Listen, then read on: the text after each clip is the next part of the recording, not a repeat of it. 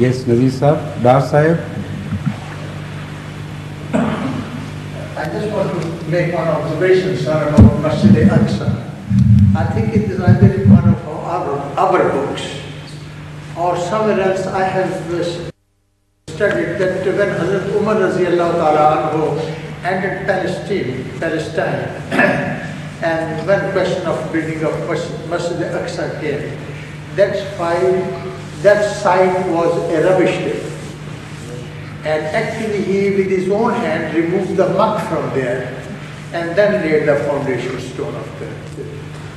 Yes, I also mentioned it during my last question answer session. I mentioned this, that it was a ruin where once Haikal Sulaimani stood long before, and then it was demolished, I think, when it was attacked by, I don't remember, Nebuchadnezzar, was it? Or he demolished it perhaps, and they were not permitted to rebuild it. But is there any evidence that in fact the Solomon's temple was there, or it is only alleged, sir, by Jews? What sort of evidence would you require in this regard? Some historical, something in the books, or... This is a historical evidence. The books, the Jewish books, mention this, that this is a place, this is a very sacred place where Hazrat Solomon's temple was built. Also, according to their traditions, this was the very first house of God. The quality which we attribute to Mecca, they attribute to this place.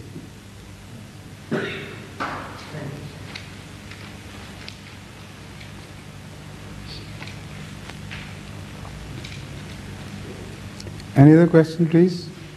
Yes, Dr. Majid Sahib.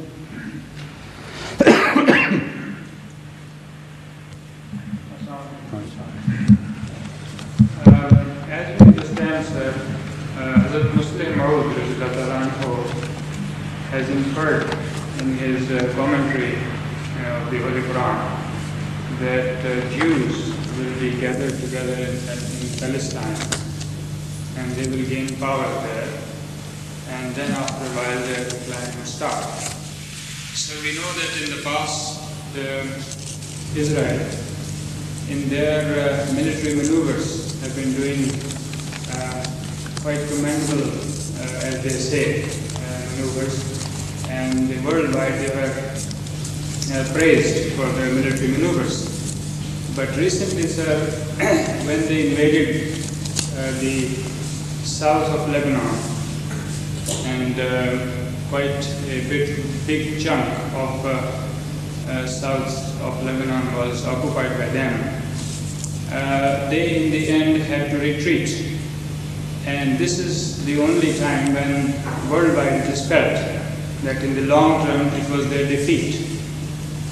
Do we infer from this that the decline of Israel has started, or is it the beginning of their end of power, sir? I don't think it is very significant. In fact, they have occupied foreign territories before and retreated on American pressure. Once before too, they occupied Sinai for quite a while, and then under American pressure they withdrew from there ultimately. So that happens, but they never surrendered their own territory, did they? Not an inch. They are still in occupation of the west bank of Jordan, and there are no signs of their leaving those territories. And also they have not changed their anti-Muslim policy a jot. They still mercilessly kill the Palestinian freedom fighters and so on.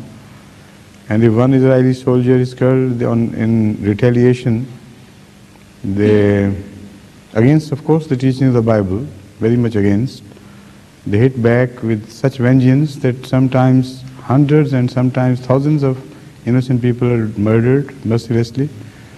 So there is no change whatsoever which you can say declare a hopeful change, nor there are any positive signs of their weakening. In fact, they make a part of the American defense system in the Middle East, and they consider them as the most dependable force. And they are arming them with the most modern weaponry.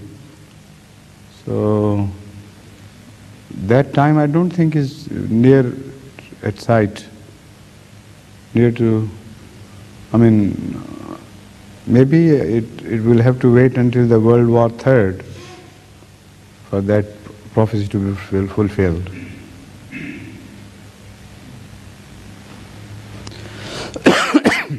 Yes, Salim?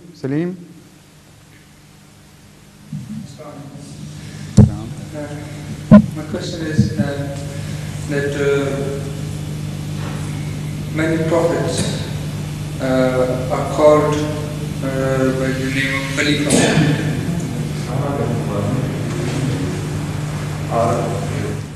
ठीक है बशीर ले आ रहा हूँ.